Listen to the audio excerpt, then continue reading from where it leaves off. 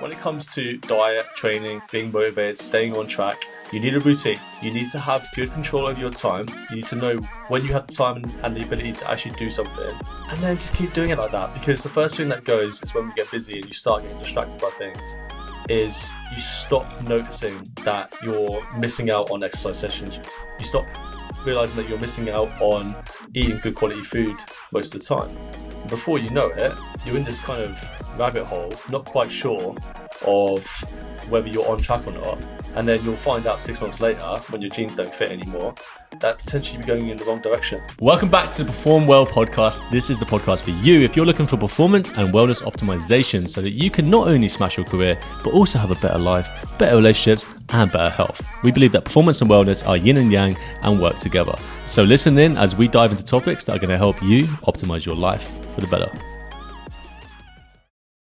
Welcome back to another episode, guys. Now, this is season 3 of Perform Well podcast, which means we're now into the deep 70s when it comes to podcast episodes, which I believe means we are on our way to becoming a proper podcast and not a podcast on the couch.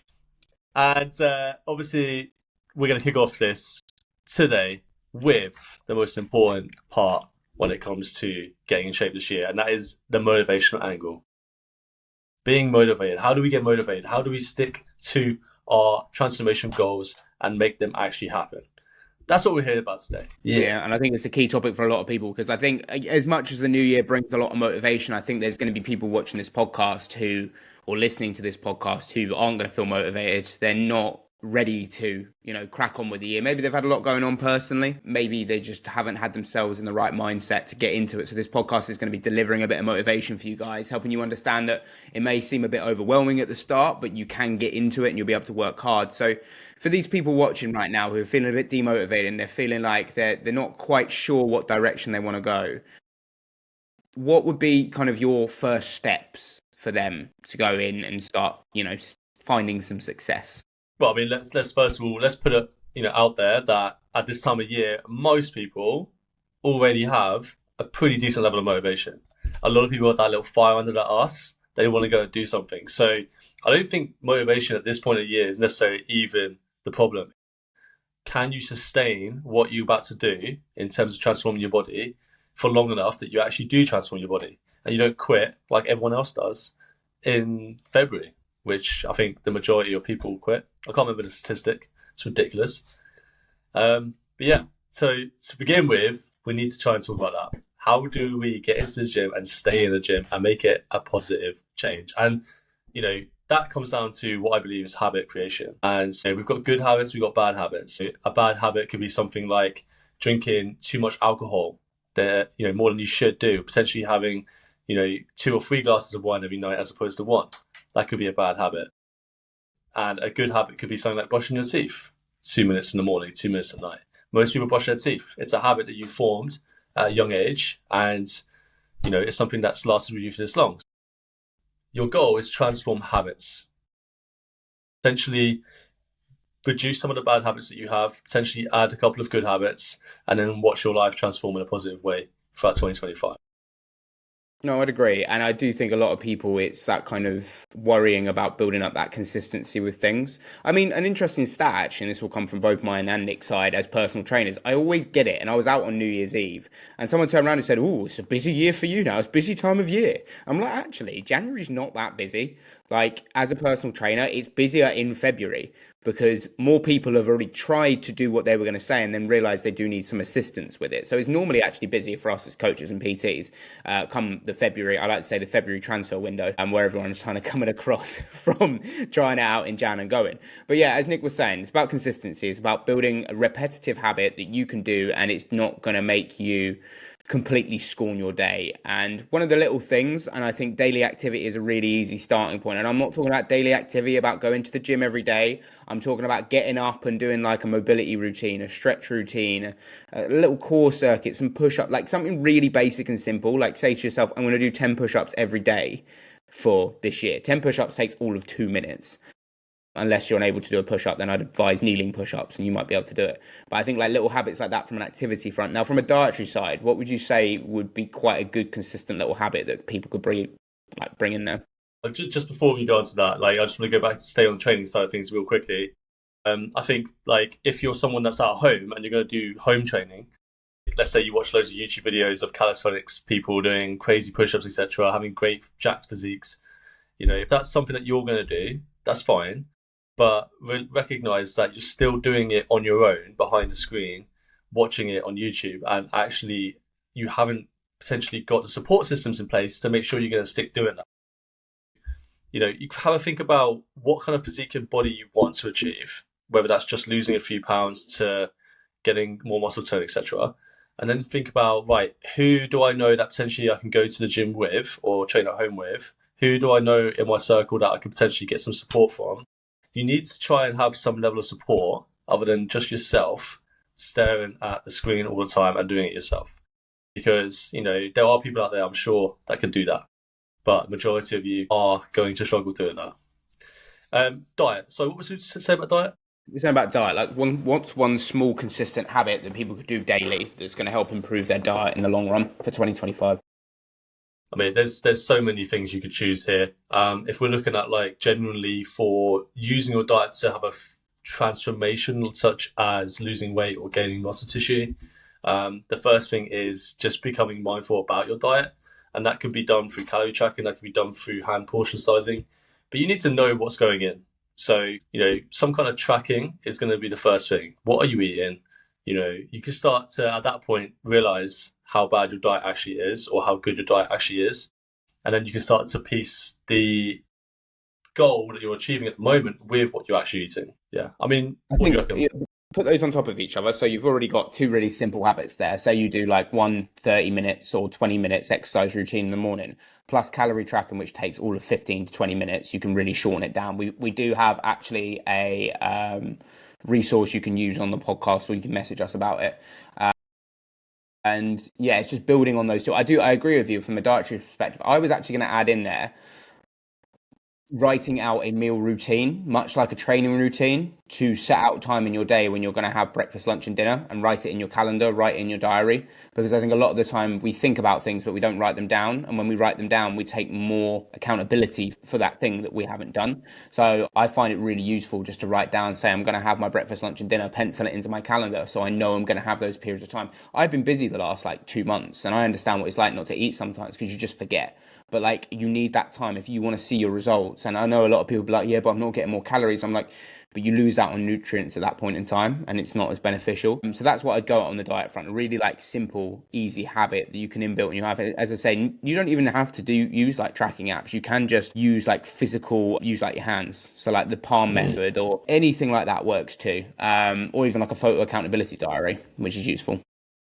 Yeah, 100%. And whilst my screen just reorganizes itself, I was going to say, initially, the structure of what you're doing is the most important thing initially. Getting a calendar, Google Calendar, I actually think is probably one of the best ones out there in terms of what you can see. Getting a Google Calendar and listing out when you're going to go to the gym, when you're going to wake up, when you're going to cook food, when you're going to meal prep makes a big difference. Because if you manage your time, you manage everything else. Most people have poor time management skills. I found this down recently. I say recently now, it's probably been a few months ago. I had a lot of clients that were struggling with their diet. And one thing that they all had in common was none of them were tracking their time in a calendar app. And so none of them knew when they had to go to work. Well, okay, they knew when they had to go to work, but they knew it up in here. It was in their mind. They didn't actually track it to the point where you can see when you're going to work.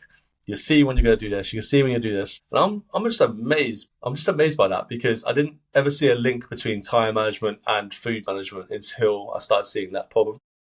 Apologies for interrupting the podcast. We know you're getting fully engrossed into this episode, and we really appreciate you stopping on the video on YouTube or on Spotify if you found us through one of the search pages. Make sure to leave a review and a subscription if you haven't already. But we just wanted to interject a point here that me and Nick have 15 years of coaching experience between us, and it's only getting better as we've got better guests on the podcast. The only way we can do that, though, is with the growth of our program that we've just released. We've got a 12-month Perform Well program, which has just dropped, and we'd love you guys to get involved in it. If you want to learn more details, make sure to head to the description, as we've got our website in there, which can give you a full overlay of the program. We're looking to help career-driven professionals, entrepreneurs, small business owners, and anyone dominate their life by improving their lifestyle. Me and Nick like to claim ourselves as experts in this area, and if you want to check out some of our other transformations, I'm sure you do. We've got some amazing people who have performed so well off the back of this program. Have a cracking day, and we really appreciate your time. Let's get back to the podcast.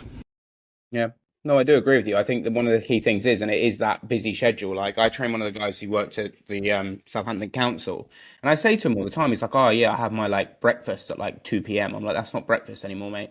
That's lunch." Like, you've completely skipped a meal at that point in time. It's like, "Yeah, I just don't have any breaks in my day." I'm like, you need to take some accountability to put breaks in that day, and if you write it down on a calendar or a scheduling app or something, it makes you hold yourself more accountable to it for sure. Like, I see a lot of people who, like, even just meals.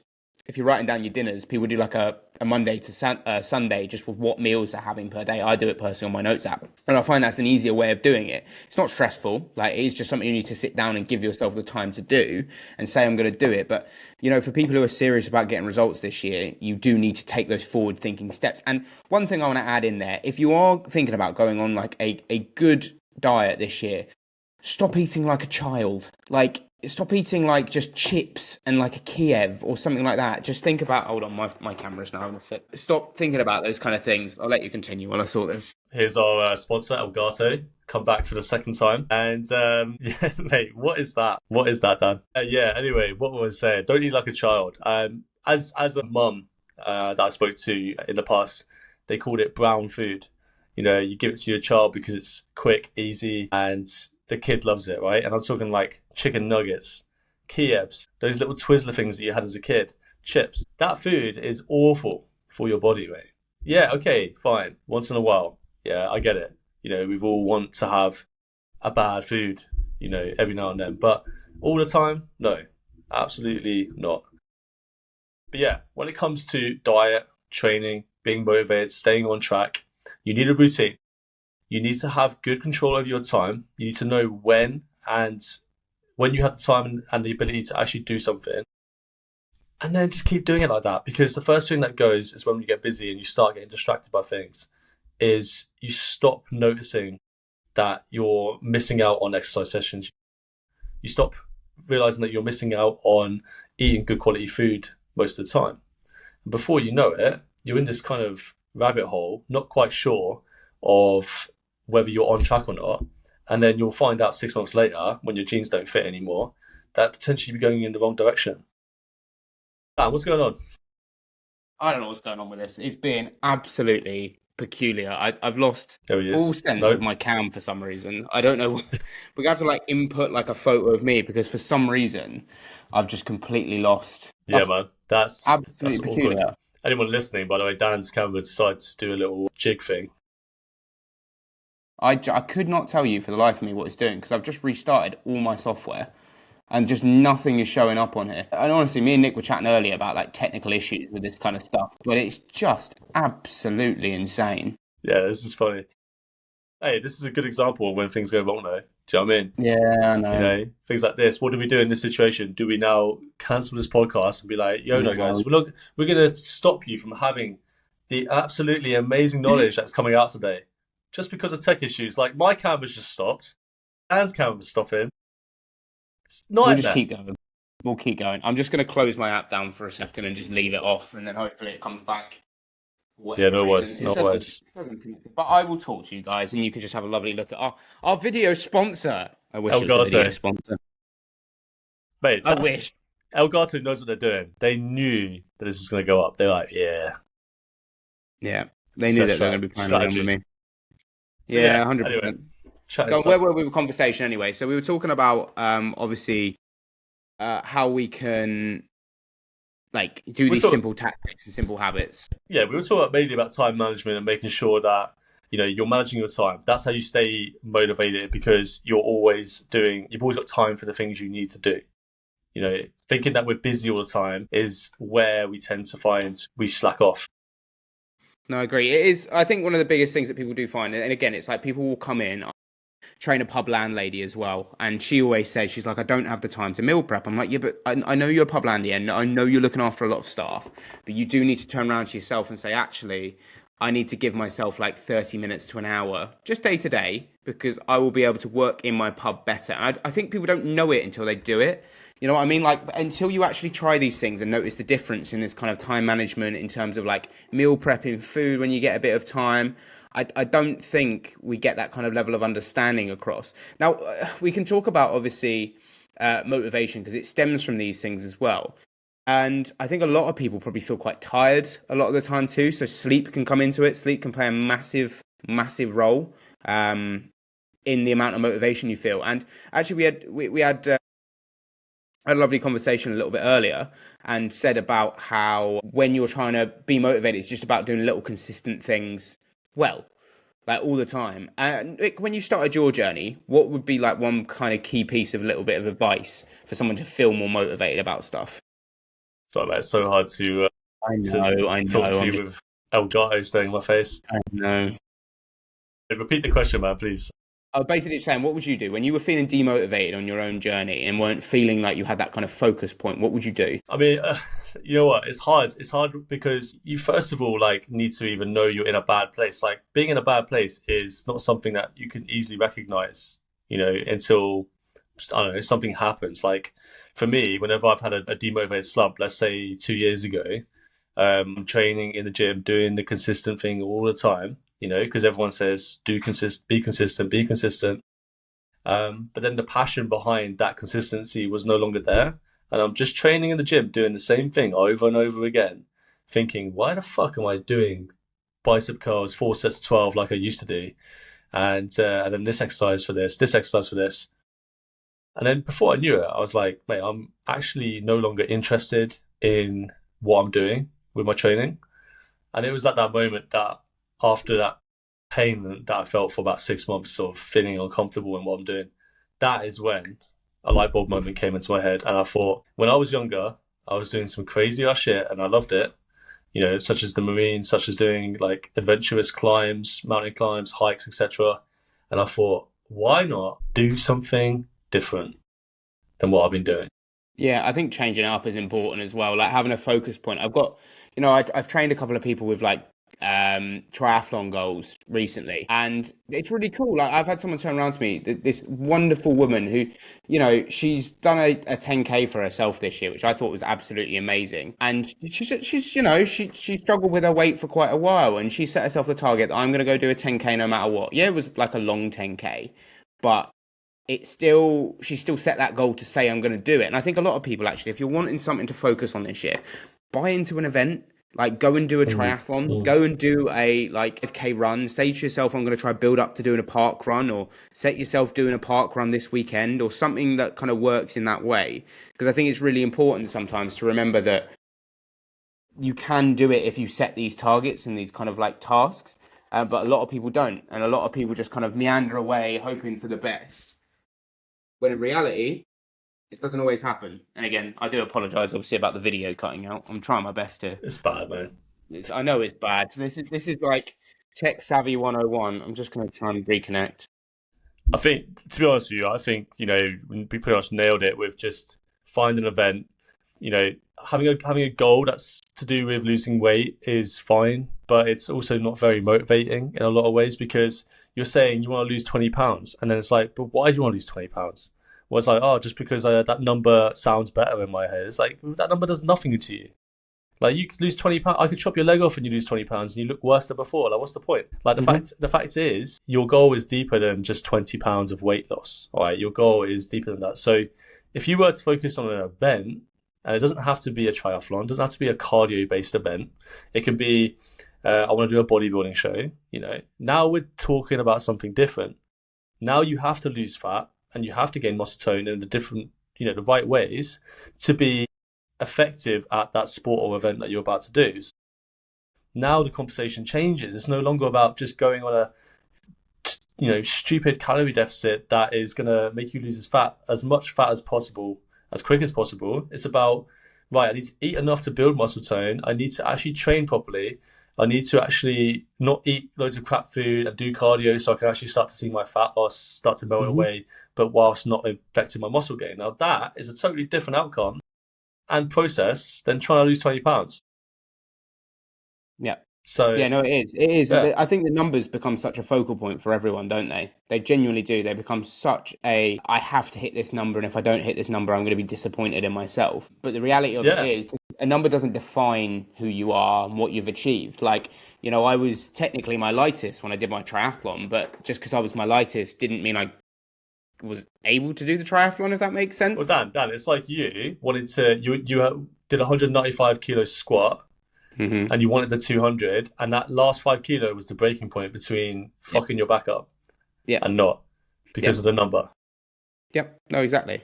It was just, it just really messed with me at that point in time. And yeah, it was frustrating. It was really frustrating for me when obviously I got to that point. But as Nick said, that was the breaking point. It was the point that I couldn't physically do any more than that. And I think calories the same. Like if you go too deep into a calorie deficit, you will demotivate yourself anyway, because you will feel so hungry and so tired and can't go to social events, and you go out for a meal with friends and it just doesn't taste or feel the same because you're thinking, oh, I can only have this 6 grams of rice or whatever. So it is that kind of opposite end of the spectrum as well. And I hope people sitting watching this or listening to it, because I know you can see Nick's lovely face, that, you know, we do understand that sometimes it isn't about going all in. It's about doing small things consistently over time to bring about these positive changes. Yeah. And do you know what? I think we've nailed it. I hope you guys listening actually get some serious value out of this, other than Dan's sponsored message on his screen here. El Garte. Yeah. But yeah, as I say, guys, we do appreciate, obviously, you putting up with any technical issues we have. Like the audience we've built over this kind of year before has been awesome. And, you know, we're going to continue to give you some information, even if you can't see me. What we'll do is we could maybe input just a photo of me or something, because I can still see myself, you know, on my... Well, we'll see about that. Yeah. We'll see about trying to put a photo every time you speak. And then, fuck me, mate, the editing on that. Yeah, tell me about it. Anyway, guys, we really appreciate you watching today, and hope if you are feeling a bit demotivated at the start of the year, this kind of gives you a little kick to understand how you can remotivate. And if you need any information or help, then please reach out to us. We are actually currently launching a 28-day challenge, and if you guys are interested, then please reach out to the Coaching Lab Instagram page. We've got all information on there. If you see one of our ads, then interact with it, please. And we'd love to help as many people as we can at the start of this year, and it'd be fantastic to see some of you guys who follow this podcast in there. Nice. Sorted. Nice. Lovely stuff, Ciao, guys. ciao. Make sure you like, follow, and subscribe. Catch you later.